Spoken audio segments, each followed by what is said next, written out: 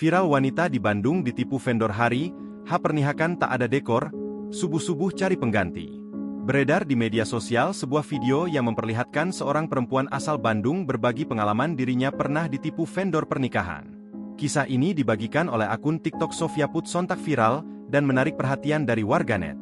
Dalam videonya, Sofia menceritakan tentang pengalaman pahit ditipu vendor dekorasi pernikahan.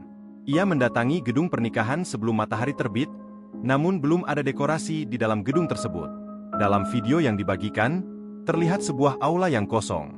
Terdapat beberapa tiang berdiri di bagian lantai. Di bagian panggung, terdapat dekorasi minimalis berupa beberapa tanaman. Sofia mengaku telah membayar lunas vendor dekorasi tersebut. Melalui unggahan lainnya, Sofia menceritakan kronologi dirinya menjadi korban penipuan vendor pernikahan tersebut. Sofia bercerita, dirinya ditipu oleh vendor berinisial Sah yang berdomisili di kota Cimahi. Untuk menggunakan jasa tersebut, Sofia telah membayar lunas sebesar 15 juta rupiah. Sofia mengaku, dirinya mengenal vendor tersebut dari temannya yang pernah menggunakan jasanya. Belakangan, Sofia mengetahui bahwa pria berinisial Sah ini sebenarnya adalah pekerja di sebuah vendor lain. Bahkan, Sofia juga telah melihat momen vendor tersebut mendekorasi sebuah acara pernikahan.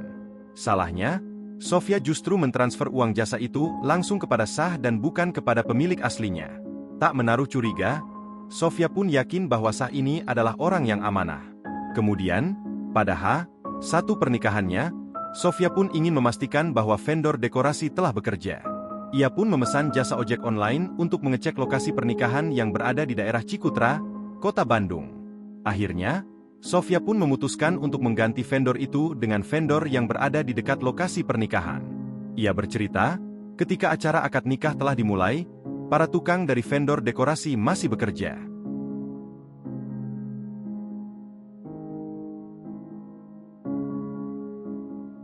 Download Tribun X sekarang, menghadirkan lokal menjadi Indonesia.